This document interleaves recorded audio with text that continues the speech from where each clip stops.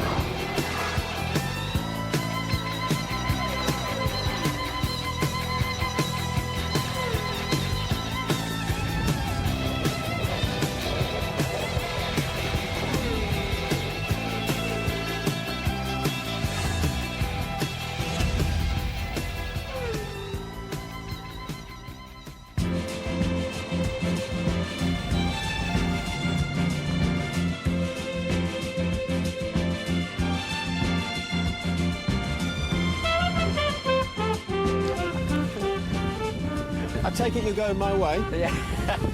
I bought you a map to help you out, although it is circa 1999. I thought maybe you know your way there already. We'll find it. Come on then. Europe. Yeah. So let's go. We're holding the traffic up. First of all, you've got to get us out of central London, though. It's quite nice that Spa is sort of signifying the run-in now to the end of the season. It's the sort of the perfect track to go to launch this race towards the title, isn't it? Well, this must be one of the most exciting finishes to the season for years and years, and certainly that I can remember in recent times, because we've got 5 drivers up for it in 3 different cars. You wouldn't want to guess who's going to win it. What do you think when the Spa Grand Prix comes on? It's fast. That's what Formula One's about, isn't it? Going fast. Yeah. I like your car. It's nice, isn't it? I look forward to driving it through Belgium. I've seen you in that Lotus Elise. Bad You memories. Damaged every panel. You're not driving my E-Type. 4 weeks away from the Grand Prix season has been too much, really. Normally it's 3, isn't it? And my case was packed a week ago. Imagine what it's been like for the 5 championship contenders to have 4 weeks out. They must be chomping at the bit, rearing to go. Let's take a photo of us in here for Twitter. Right, press the check-in. It's like going on holiday with your dad. It's nice. Right, Mr. Brundle. Off we go. Belgium, here we come. Nice little narrow E-Type. Go on here, easy peasy. Got a job for you, Jakey boy. I'm actually getting quite excited, you know. I love cleaning cars. Looks like great fun. If you're not washing it, you're not driving it. Is that your motto? Yeah. You've missed a bit.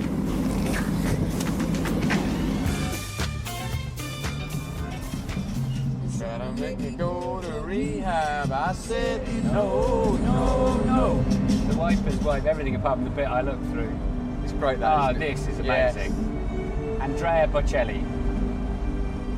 Sarah Brightman. I Should love we this. just sit here and think about racing cars at Spa? Yeah.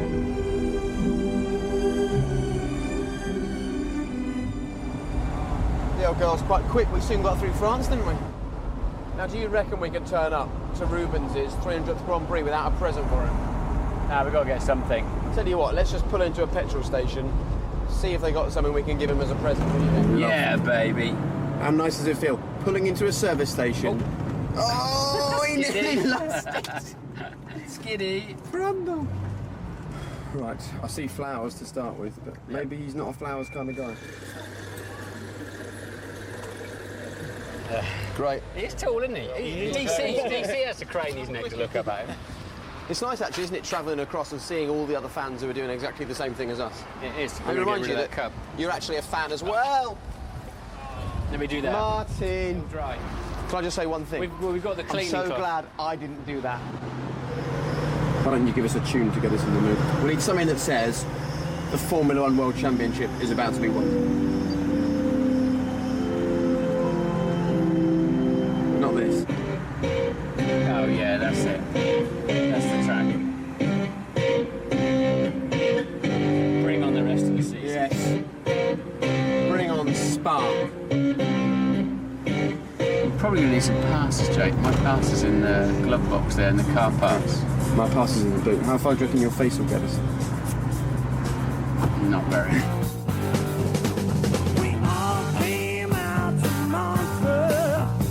When you arrive at Spa, after a road trip that we've had, there's only really one place you should take the car.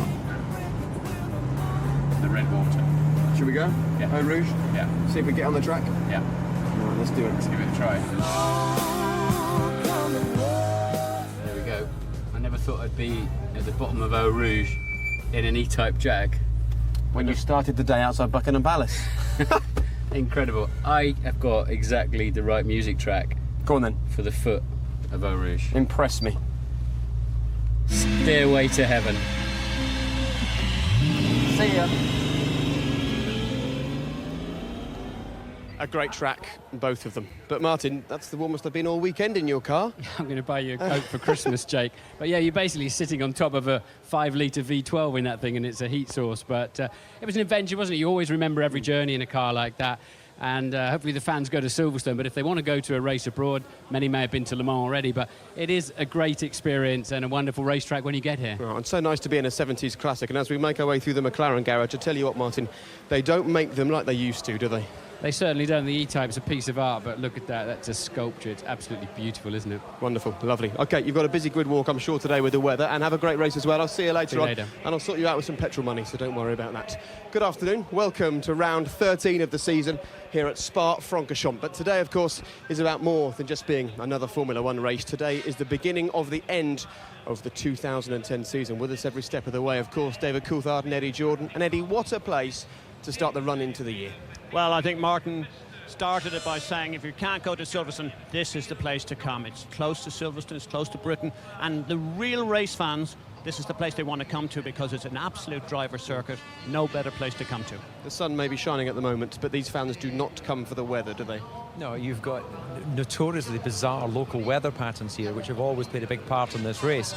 It is the longest Grand Prix circuit on the calendar, so there's certainly plenty of space for all of the fans that were queuing to get in here this morning to find a good vantage point. Yeah, the campsites have looked particularly cold and miserable. That was very clever. You suddenly took your jacket off, Eddie. Well, we had a sudden ray of sunshine. We're all confused. No one ever sees sunshine in Spa. But I thought I'd get rid of the jacket because you look so good in that shirt. Yeah, they say you were a magic team boss, but that trick really was something else. Anyway, times, teams, drivers may have changed, but one thing remains the same. This incredible circuit crashing through the Ardennes forest, some of the most famous corners on the circuit. In fact, some of the most incredible moments in the sport have been written right here. This is a Grand Prix where your nerve is as important as your speed. And talking of speed, up next is the fastest of the lot, Monza, part of the 7 races in 11 weeks that will separate the champion from the challengers this season. And David, a lot has already happened so far this season, but the most important part is yet to come because no driver has yet made a surge, have they? No, Mark Webber is the most winningest driver this season with 4 Grand Prix victories. The other championship contenders are in there with 2 or 1. So he's looking like the strongest. He's also leading the championship, but there's only 20 points, and that's only a win between first place and 5th place. And when you look at who those 5 drivers are at the front, you could not just make a case, Eddie, but actually make a pretty strong case for all of them, couldn't you? Well, apart from the 5 protagonists we're talking about, it's so brilliantly poised. You've got 2 British guys in the same team. Obviously, we know who they are. And then, of course, you've got the Alonso, who perhaps after what went on in Germany may not be the favourite of all people and the fans. And the absolute favourite has emerged as Mark Webber. He's the oldest. He hasn't been world champion before. And the other person, of course, is Vettel, who will become a world champion because he is outstanding talent. He's got time. Most people want Webber to win this. OK, so tight in the drivers, and you can see they're also equally tight in the Constructors' Championship. But, of course, if there's one thing that is predictable about Spa, it's that the weather is notoriously unpredictable. Sunshine, as we're enjoying at the moment, could normally be followed by a huge downpour. It pays to have either an umbrella or a set of extreme wet tyres to hand, as was proved yesterday in qualifying. Here's Ted Kravitz. Spa represents the ultimate test for car and driver, the longest circuit on the calendar, and the infamous Eau Rouge, a daunting corner, whatever the weather. We're expecting some rain about halfway through the session. First qualifying was breathless as everyone scrambled to put in a time in the dry before the rain came. Vitaly Petrov was left embarrassed when he deliberately ran over a curb to find out if it was wet and got an answer quicker than he expected. I was going in this curve just to check it, how is it, and it was too much water there, and my car just spun and I can't get out. After that, qualifying looked more like a race as everyone tried to set a lap time at the same time. Most managed to find their way through the chaos. Both Saubers dropped out though, leaving Timo Glock and Heikki Kovalainen with season-best qualifying performances for Virgin and Lotus. Glock would later get a 5-place grid penalty for impeding Yamamoto. It's been an eventful weekend for the German. At the end, I think we have to be happy with that, what we achieved, and I'm not 100% fit as well after the crash yesterday. Still some problems, but in general I'm happy and it's good for the team. Mercedes were on their back foot after a 5-place penalty for Nico Rosberg due to a gearbox change and a 10-place demotion for Michael Schumacher as punishment for his aggressive move on Rubens Barrichello in Hungary. Both will need good starts today.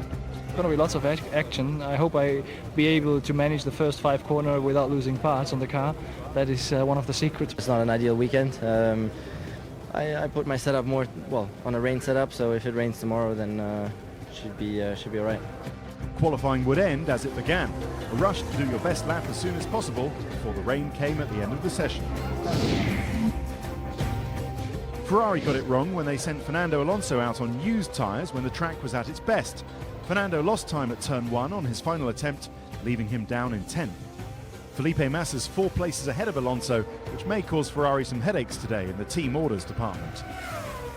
Sebastian Vettel lost 0.6 of a second at the same place as Alonso and had to settle for 4th. But McLaren showed yet again that they have a great car in wet conditions. Both Jenson Button and Lewis Hamilton improved their times in the wet at the end, the only drivers to do so. Robert Kubica's 1 attempt was good enough for 3rd on the grid, but pole position would go to Red Bull once again. Mark Webber saw the rain coming and made his first attempt count, mixing luck, judgment and raw speed to humble the mighty Spa circuit. I don't think the race will be won and lost on the first lap. I think you can lose it, but I think it's going to be a long Grand Prix, and you need to be there at the end. It's the toughest racing, trying to judge and trying to keep the brake temperatures up, trying to keep the tyre temperatures up, and trying to find the grip levels and the wet patches and avoid them, and it's such an art. It's still 3rd place, very good. I think surprisingly good, let's say, before coming here. So Mark Webber's title momentum continues with pole, Lewis Hamilton well placed to challenge on the first lap. Kubica and Vettel, Button and Massa could all win in wet conditions. Rubens Barrichello starts his 300th Grand Prix from 7th, while Fernando Alonso is down in 10th but could still be in contention. The Toro Rossos and Nico Rosberg all have wet setups on their cars, as does Michael Schumacher. Behind Schumacher on the back of the grid is Lucas de Grassi, Vitaly Petrov and Pedro de la Rosa after an engine change. Well, with the weather and Nigel Mansell as one of the stewards being busy this weekend, it was a good qualifying session for some, not so good for others, but one man that it was perfect for is Mark Webber, and he really has got this ability to do a 1-lap flying lap, just down perfectly, hasn't he? Yeah, he's the only guy to have started, not every race, but nearly every race from what we were discussing 11, earlier. 11 thank you, Jake. yeah. My conscience speaking to me there. He started 11 out of the 13 races from the front row. Vettel's obviously been the pole position king, but he's been more often or not on the front row. So, this could be key for Mark this afternoon. Not that I do all of David's research for him, of course. Since it looked like Red Bull were lining up behind Sebastian Vettel during qualifying at Silverstone, we all remember that weekend with the front wing and all the things that went on, Mark has taken 22 points more than his young teammate. He's really turned the momentum towards himself, hasn't he? I think what Mark had achieved, not just at Silverstone, but let's bring it back even further to Turkey. This was such a changing point because there's absolutely no doubt this whole Red Bull team was behind Vettel to win the championship. And what structured that Mark did was change that. Now everybody in Red Bull sees the validity of Mark becoming world champion, sees the huge appeal it would be, because there's no doubt Vettel will be a world champion in time. Mark Webber, this should be his year. He's the people's favourite. We'll wait and see. Of course, a big flying lap as well by Lewis Hamilton, who starts right alongside Mark Webber. That will be a very interesting hairpin at the start of the first lap. Now, of course, we saw at the beginning of the Grand Prix, Martin and I stopping off at a petrol station to pick up a little present for Rubens Barrichello to celebrate 300 races in Formula One for him. And as much as I'm sure that some cheap flowers from a Belgian petrol station isn't exactly what he had in mind this weekend, what he's really after is a big haul of points for himself and Williams points from 7th place on the grid, but of course, being the lovely man he is, he pretended that he was over the moon to receive those flowers, and that is the kind of man that Rubens Barrichello is, a remarkable driver.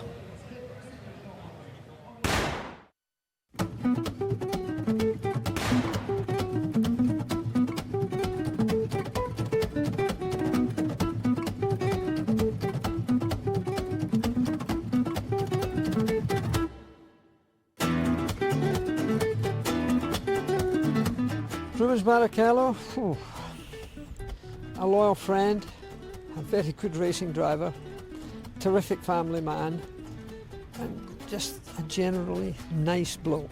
Hugely talented, hugely passionate, sometimes challenging. He is a hugely fascinating, nice person. Even though he's very experienced and arguably towards the end of his career, the fire is burning bright inside.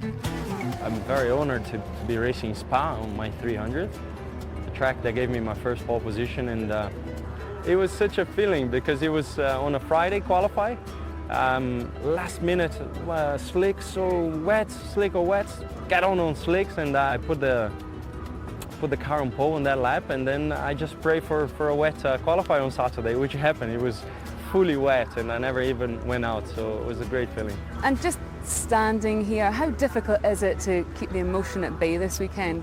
I mean, luckily I think the experience has taught me a lot, and I'm not embarrassed to say I am an emotional person, and I am a born crier in a way, but I cry for good things, not for bad things, and whenever I close my visor and I'm on the racing track this weekend, it's all about winning. Obviously you've had so many highlights, including last year, but there have been some difficult moments in your career, and when you were a relatively young driver, you lost your mentor.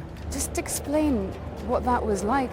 Well, it was a double tough moment because first of all I had crashed myself, and I had a broken nose, I had a broken memory, I had a broken heart in a way, because you know, it was the very first funeral I've ever went, and it was very hard to believe that Ayrton was actually inside of that thing beside me. So mentally it was very tough, and it was definitely a tough moment, but the one that I think that teach me everything that I know and teach me how to overcome difficulties, and that's why I'm here right now. Do you have a favourite memory in your Formula One career? Not necessarily a race win, but something which stands out that you think, this is why I do it? Well, I have every day in Formula One. It's a day that it's the reason why I keep on going. But Hockenheim, it's what stands out for me. You are watching a sensational drive being completed with Rubens Barrichello from Sao Paulo, Brazil, winning for Ferrari, and he's done it. Superb! I was watching the other day, and it really made me smile again. It made me cry again, because it was such an emotion going through, and my father had to sell that little Fiat we had one day for me to get racing in the go-kart and so on. That's the reason why I cried on the podium on that day, and it just for me, I think Hockenheim stands out. Do you ever get to a point when you look back and think, well, if I could change anything in my career, I might not have gone to Ferrari, I might not have been sitting alongside Michael Schumacher? Is there anything you would change? No, there's nothing I would have changed in a way, because it was a big challenge to race a world champion, to race one of the best, and although it wasn't written on the contract and so on, I had to be not what I wanted to be. And I've always thought, yes, I can deal with it, because I will be always better. I will be a pin for them in a way that I'm going to work for my wins, and I think my 9 wins there I can be proud of, and I was still thinking that I could beat Michael, even though the situation was a bit strange. And I don't have enemies. I just made friends, and I had a wonderful time there as well, and so I wouldn't go back and change, no. Just finally, Formula One at the moment seems to have a kind of revolving door. You see young drivers popping in, and then you don't know if they're ever going to come back the following year. What advice would you give to these young drivers? You gotta smile. You gotta smile. It's smile to problems. You gotta believe in yourself, and the most important thing that Formula One sometimes tend to make you forget why you're doing this, because you love, and you deserve to be here. So that's the reason why I think I have such a a long career and hopefully still a very long one.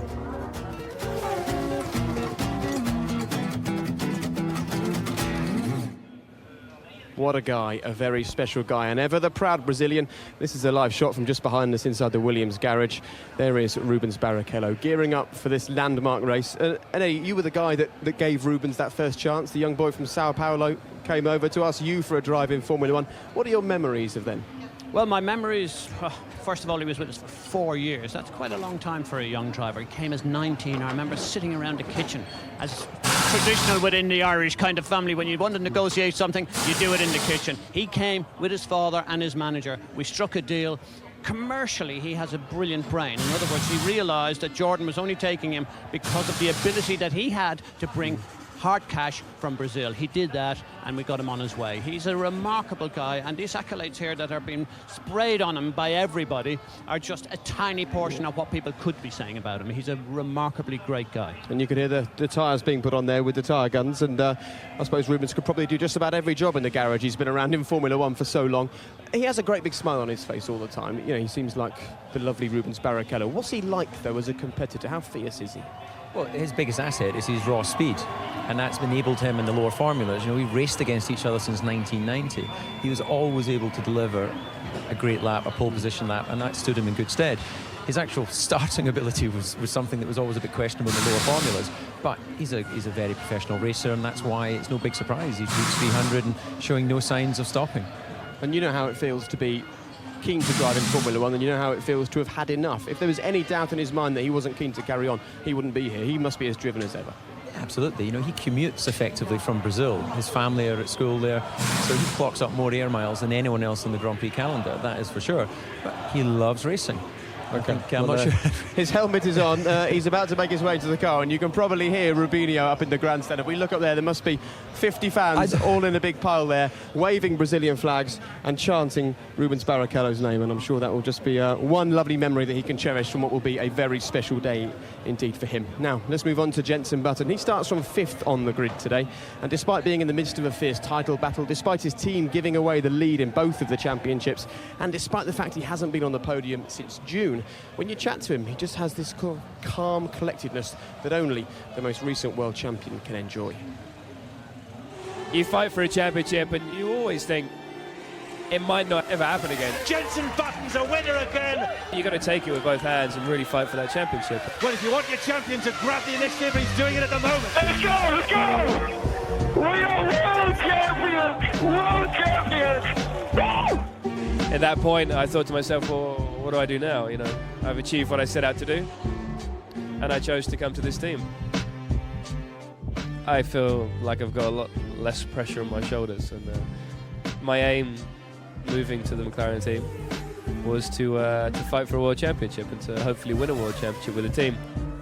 Also, to do it back to back. You know, no British driver's ever done that, and that would be amazing. Jenson Button makes it another Australian Grand Prix victory. His first for McLaren. Oh, that feels so bad! What did you learn from 2009 that you can employ over the next couple of months to give you the edge? You got to take it race by race. I mean, last season we all got caught up in how many points can I you know, take into the last few races and still win the championship, and I think you've got to stay relaxed. For Formula One, this is amazing. For the fans, you know, this is like the best year ever in Formula One. There's 5 guys, and you know each and every one of them, and their the positive aspects and the negative aspects of each driver. There are 3 different cars fighting for the World Championship. One of the teams has only got 1 driver, which is obviously handy for them. But for us, we've got 2 drivers in each team, us and Red Bull. And only in his 4th race for McLaren, Jenson Button wins again.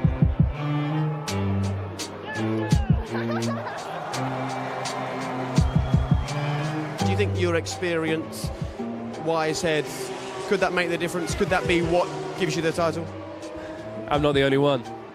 It's an interesting position for us all to be in, because we're obviously all individual. We have our own thoughts, and we go about our racing obviously in slightly different ways. Lewis and myself have both been in the position that we've won a world championship. Red Bull guys haven't. We've got the experience in fighting, and it means we're a little bit calmer when it comes to the tricky situations. towards the end of the season, you've got to keep your head. It's got to be, you know, you've got to make the right calls. And in difficult situations like we might find here today at Spa, you need to make the right call in those tricky conditions, and that could make the championship. And the pit lane is open for the 2010 Belgian Grand Prix. This is a shot from just a couple of moments ago. Jenson Button making his way out of the garage. And David, we heard Jenson there saying you've got to make the right call in tricky conditions. We've seen them do that already this season. Australia is a prime example. That really can give you a win. Yeah, indeed. He's been the guy that's made best use of changeable conditions and making the right call and understanding the tyres. And I think that's his 10 years experience of Formula One. Obviously, the highlight of that was winning his World Championship last year, but I think he sees these changing conditions here in Spa as a real opportunity for him to try and add race number 3 for the season. Sure. For me, one of the key points here is to be in front of your teammate, because it's far too long a lap to take a chance and wait. It's much quicker to stack up. So if you're in front, like Mark Webber, for me, has the perfect situation. If there's a downpour, he comes in, he gets served first, he's gone. His teammate suffers. It's a huge opportunity that the guy in the lead position has here. OK, we're talking of Jenson's teammate Lewis Hamilton. He starts second on the grid alongside a certain Mark Webber. Mark Webber looking through the business here this weekend. So far, he's managed 50% of that with the perfect flying lap in qualifying. Here's the man himself to talk you through it. Here we are at Spa, about to start my qualifying lap. It's been a bit of a mixed session with a little bit of interruption. Look at the rain coming down. No grip at all. I'll start the lap into La Source. Very, very important to get the braking right here, opening the lap. Very, very tight corner. Crucial to do the clean exit, the second gear out of there, and now we've got a long run down to Eau Rouge, which is very, very steep and very deceiving on TV. You don't realise how steep it is. Sensational corner in Formula One. This one through Eau Rouge. You can see I'm on the F duct trying to get as much speed as I can, firing myself out of the top of Eau Rouge. Now a bit of a chance to relax and get ready to launch myself into the second sector, which is a very, very important part of the lap. Braking as deep as I can into here. The curbs are mainly dry, but some of them are still a little bit tricky. Through turn 7 here, very important to get a good run through here, use all the curb on the exit. Now we're going steep downhill. Turn 8 was one of the last corners to dry in qualifying, so I'm trying to hug the car nice and tight onto the apex here. It's a bit slippery on the power there. Turn 9 again, maximum speed through as possible, using all the curb on the exit. On the F duct again, down towards a very, very fast left-hander. Would have liked to have got 6th there, but I didn't quite get it, so stayed in 7th through the very fast left-hander. Now we're into 12 and 13. Again, 2 medium-speed corners. Very, very fast. Use a bit of curb on the exit there, and then into 14. An absolute crucial corner on the lap here at Spa. Need a clean exit. Full throttle again. On the F duct, you can see me with my left hand, getting as much speed as I can now. Relaxing. Changing the brake balance with my right hand there, ready for the bus stop chicane. Coming through Blanchimont here, trying to scrub the least speed as possible. Lining myself up for the bus stop chicane, which is a very, very important part of the track to get right. Braking as deep as possible. Grabbing a little bit of curb on the right there, and now looking to close the lap with a nice clean exit. A bit too much wheel spin finishing the lap, but that was enough to give him pole position. Yet again, Red Bull have found something, Mark Webber's found something, and it's his 5th pole position. Well, it's a brave team principal who stands here in the pit lane when Michael Schumacher's driving past without his headphones on. Christian, Mark Webber's come back into the garage behind us. Is this just routine for you? Why is this? Yeah, no, we're just doing a systems check. There was an anomaly and a bit of data that we saw overnight that we wanted to check, but it all looks fine and everything okay, so I'll be going back out very shortly. I enjoyed your quote this week that Mark is like a fine bottle of wine. He just gets better with age. He certainly seems to, doesn't he? Yeah, I mean, he's driving incredibly well. He made the best of the circuit when it was in its optimum track conditions yesterday, and he's in the form of his life. Christian, do you have reminders to the drivers after the summer break as to what the sort of rules of engagement are, or are you just letting them get on with it?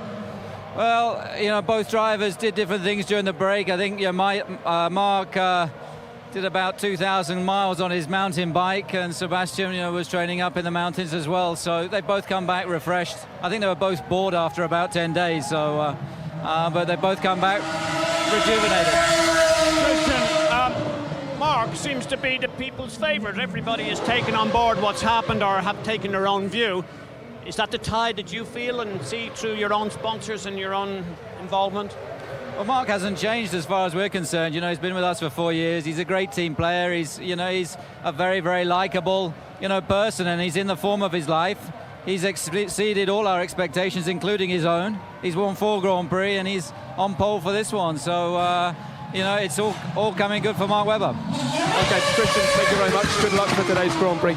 Interesting to note, of course, that Red Bull enjoyed such a margin over all the other teams when we were in Hungary. Their margin is nothing like how it was. Lewis Hamilton just 1/10 behind Mark Webber, who's on pole at the moment. It's just to remind you that there are a variety of ways that you can enjoy Formula One on the BBC this weekend. If you want to, then you can check out the BBC iPlayer. For the next 7 days, all the action from this weekend, including yesterday's qualifying session, will be available for you right there. And the BBC website, bbc.co.uk/Formula One. As Robert Kubica makes plenty of noise alongside me, including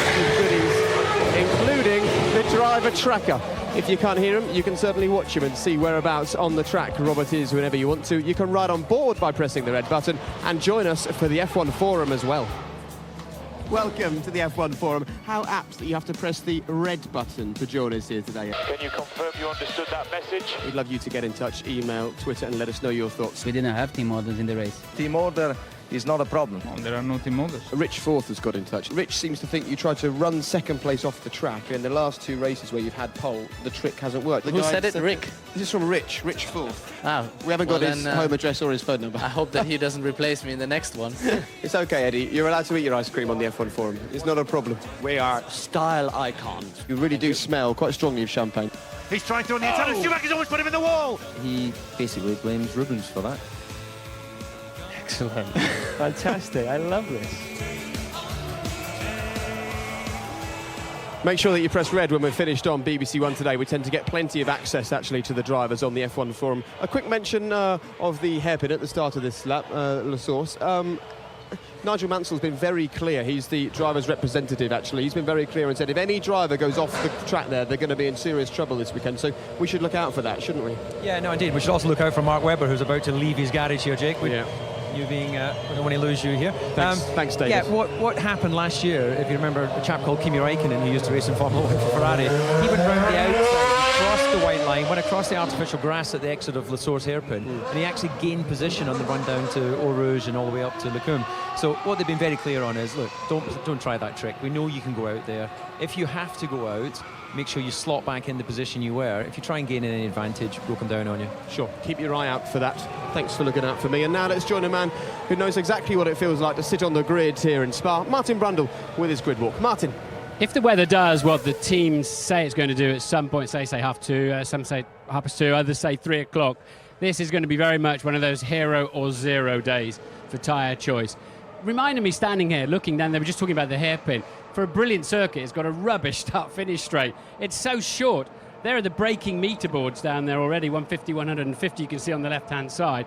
Mark Webber starts on the inside of the track, and it's a very short run down to that first corner, and that's why they're still so tightly packed when they get there, and why there's concern of those running right around the outside and getting a tremendous run down the hill through Eau Rouge, and then overtaking up at Lecombe. They're looking out for that. Nigel Mansell says he's got a strong eye out for that. So looking at the safety car here that's been out in just about every race this weekend so far, it hasn't actually got that much tread on its tyres. If there's some heavy rain, it's he can struggle as much as some of the drivers. Mark Webber's not on the grid yet, as you know. Now, tyres are an issue today because Vettel has only 2 sets of the intermediate tyres left. They're running about 8 to 10 laps before they fall away. It's a 44-lap race.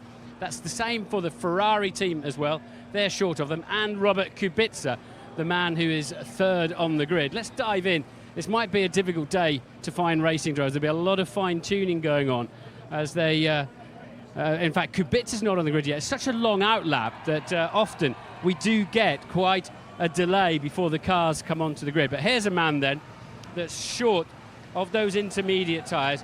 Wet tyres are basically no good to you. It'll either be in safety car conditions virtually, or you'll want to be on the tremendous intermediate tyres that are under here being heated up. And of course, the rain just keeps coming and going. We're going to find ourselves guessing all the way through. A quick word here with Jenson Button. Jenson, tell us about going through Eau Rouge on full tanks of fuel. Have you had any experience so far this weekend of that? About 3 minutes ago. That's really it, is it? Yeah, coming out the pits.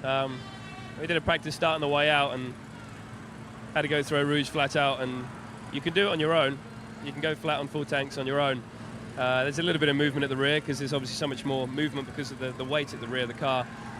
In traffic, it might be a different situation when you lose downforce, but have to wait and see. It's going to be exciting. I don't think you can just worry about one corner. I mean, you can lose this race very early on, but you can't win it very early on.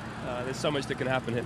You've got 3 sets of the intermediate tyres left, and you're really good in these conditions. Are you confident? Do you want it to rain?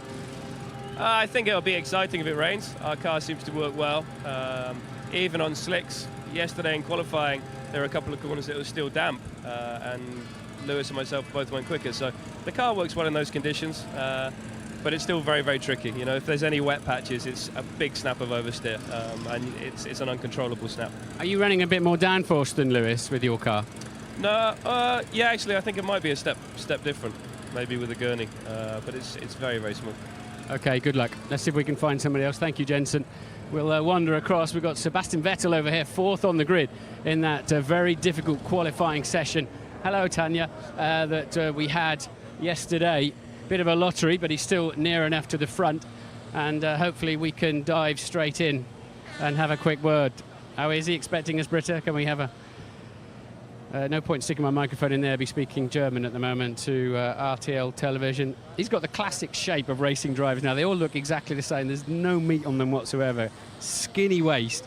You can't sit in their cars because they're so skinny and fit, and they'll need to be this afternoon, and mentally strong as well. But Kai there, look, very smart, very elegant man they've got here on RTL.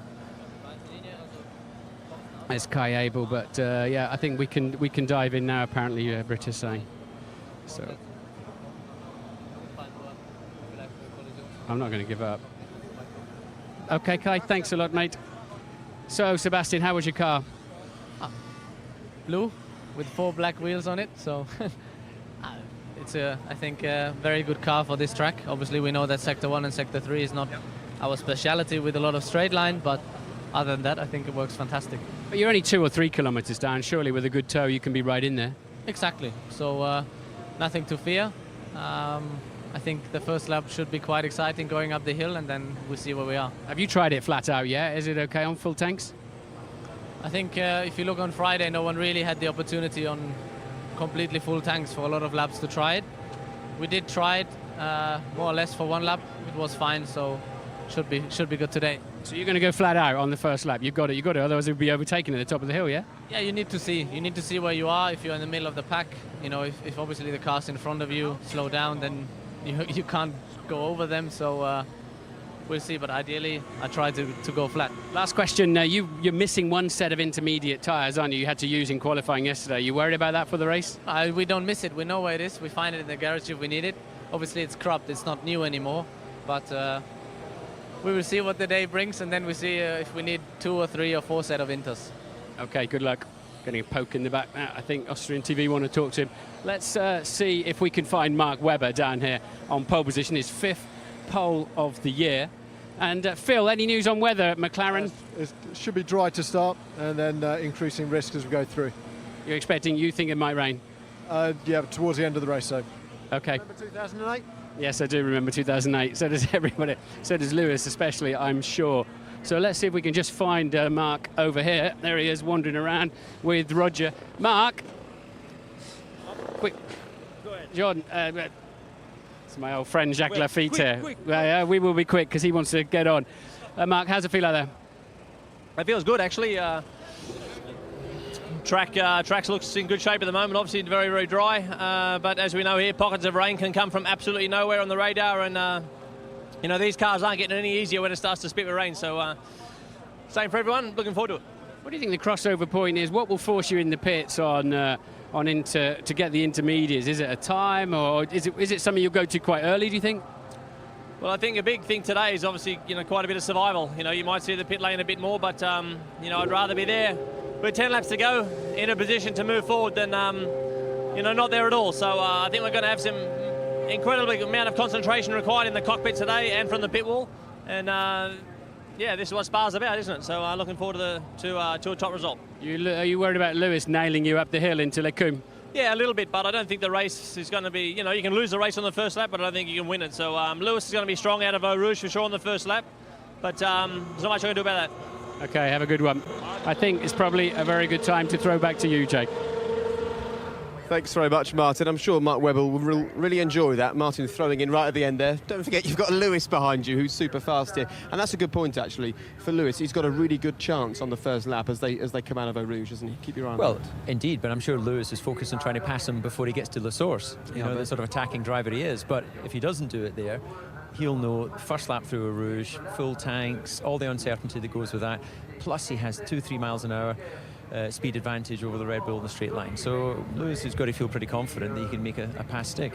Actually, a clever little scenario could be, Mark, let him go at the first corner, because for sure the car with the slipstream up from Eau Rouge is going to be the one first into the corner. So actually, I'm seeing it from a different direction. So that is the most inspired thing I think I've heard you say in a year and a half. Coming from you, that's absolutely brilliant. Would you be a driver brave enough to do that?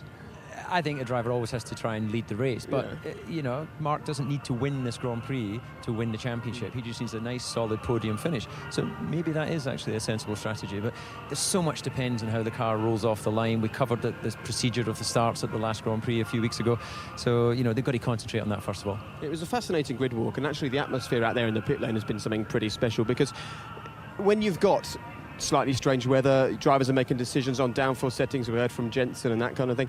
It's a huge big decision for drivers, for teams, for everybody, isn't it? Well, I was what Martin talked about, where the crossover period, I think this is not a question of wet to dry and the other way around. The significant part is, if it rains, it's when you can go back onto the slicks, because for sure we don't have rain here, we have downpours. So in other words, it's going to go from slicks to full wets. The intermediate, in my opinion, is not going to play a role until it starts to dry up. So that takes one little scenario out of the play for the drivers. Right, talking of tyres, make your way over here, because we've got a few tyres down here. David, come around the back, because we've got full wet and an inter tyre, and also a set of scrubbed inters, just to give people an idea of just how damaged they can become out there. Just explain at what point, David, you would opt for each tyre. Right, okay, well, we've got the full wet tyre here, they call it the Extreme. The actual gauge, the tread depth is 5 millimetres, which is quite clearly shown there. One for the anoraks will be that this can actually disperse 61 litres a second. I know you like your stats and I figures. love my stats. The one I much prefer is the fact that it could fill 4 baths in a second. Really? That was what Mark Wilkins told us that's earlier, amazing. back in That's the amazing. Production meeting. But anyway, moving on from that full wet, that extreme wet, you come to the intermediate, which is 2.5 millimetres of tread gauge there, so much less block movement than you'll get on the wet tyre. And let's remember that... Explain block movement. Well, let's come back to the full wet then. Look at that there. That block there has got... It's cut out, and that movement is going to sort of, you know, splay and move around as the tyre is on there. And tyres are viscous elastic materials, so that they generate the heat through that movement. In full wet conditions, you want to cut through that wet, disperse all that water and generate the heat with the block movement. Now, on a drier track, you don't want that amount of block movement, because basically it'll just tear the tyre, and we can actually conveniently move on to what happens if you overheat your tyre. You can see here what happens is that outside its operating temperature, it starts to boil the rubber from below, if you like, and then that just rips and tears. And once you're driving on that overheated tyre, the car just feels like you're on marbles, and that's the point that the driver really starts to struggle with rear grip and will be desperate to get in and get a set of slicks on. What's actually very surprising for the people watching at home, you might often see if there is a wet track, the driver will follow the wet line. And the reason he's doing that is to try to preserve these tyres to give him the maximum grip. He's better off in a cooler condition with a wet surface than being on a dry, because the reason they're torn and damaged is because a mixture of wet and dry track, they can't cope with that very well. So that's why a driver, we might often be surprised to see, why is a driver continuing in a wet surface? Okay, well, let's have a little look actually at the radar and see what's happening with the weather at the moment. And the news that we're getting, and this is the same as the news that the teams are getting, you can see it there in red: no rain within the next 30 minutes. So as things stand, we're saying no rain. And in some ways, David, to have a big downpour in the middle of the Grand Prix could make this very exciting. And one man who would love a little bit of rain is a man whose son tends to make good decisions. This is John Button alongside Jessica Mikibata, Jenson's current girlfriend. And there's John praying for a bit of rain. Is that because his son makes the right calls at the right time? And actually, as we know from China, the McLaren's pretty quick in the rain. Yeah, absolutely. I think he's smiling because he's standing next to Jessica, to be quite honest. No, Jenson, sorry, I'm a little bit thrown by that. Jenson has made the best decisions in changing conditions so far this year. And I think that's what earned him the respect of McLaren. You know, they obviously respected him when he joined the team, but he really earned his stripes there. And also Lewis Hamilton. You know, that was inspired decisions early in the year. That's what won him those 2 Grand Prix. And he has to be the guy most confident. Those that are not in the front row have been able to make that work to his advantage. No more pretty ladies on the television, Eddie, because David clearly can't concentrate. He's completely scrambled, isn't he? What is the matter with him? It was the fact you said his current girlfriend. That's what threw me, so I'll put it back on you. All right, well, you regain your composure. One man who's hoping that his drivers are composed is Mike Gascoigne. A fantastic qualifying session yesterday for Lotus. Hey, kick over line and starts 13th. Let's hear from Mike Gascoigne. Well, Mike, congratulations. This is right in the midfield, isn't it? The best grid placing for a long time for Lotus Racing and its current guys. Yeah, by mistake I walked to the back because I was so used to it and suddenly realised I'd missed us, so I had to come back. But no, great result, a little bit of luck, but you make your own luck and see if what we can do in the race.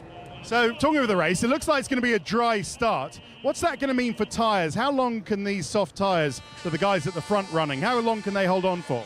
Well, that'll be the key question. I mean, at the moment, if you look at it, there's a lot of rain to the north and south, but it looks quite clear on coming at the circuit, so we'll have to wait and see. But, yeah, people will be hoping their tyres hang on. I think in these conditions they will do. OK, thanks, Mike. Well, good luck to Mike and Lotus today, and of course congratulations for Virgin as well, who yesterday made it out of Q1. There'll be a few drivers who I think will be hoping that it rains. One of them is Fernando Alonso, who didn't have the greatest session yesterday. Well, he can't win from 10th on the grid unless it does rain. And he is absolutely all fingers, toes, everything crossed in the hope that it's going to rain.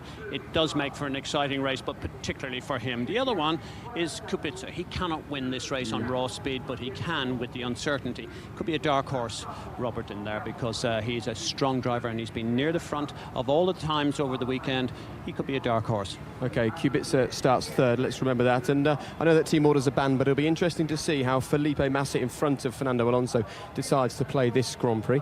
Now, Martin Whitmarsh at McLaren. McLaren had an OK qualifying session yesterday. As we know, Lewis Hamilton flew in 2nd place. Jenson Button starts 5th for this Grand Prix. And there's Martin chatting to Adrian Newey. Well, Martin, you're just talking to Adrian Newey. You've spent the last few weeks criticising him, casting doubt on his designs, haven't you? I don't doubt that they're very quick, but I think I've just cast doubt on where the wings are in relation to the ground. So Adrian's doing his job. Adrian's massively competitive. I've known Adrian 20 years. He will push everything to the limit, and that's his job. I think it's the job of probably the other teams and the FIA to perhaps question whether those limits are the same as we're racing to, and that's what we've been doing, and that's always gone on in Formula One. It has done for over 20 years. I think it's done in a fairly well-natured environment that we know Formula One is. Okay, and in 2 words, what's going to be key today? Right tyres, because it's going to rain at some point, and if it's a long lap. If you're out there on the wrong tyres, you've had it. Thanks, Martin. It's a day for the right decision at the right time here in Belgium. Interesting conversation there. I wonder how civil Adrian Newey would have been with a man who's been quite critical of the car that he's designed this year.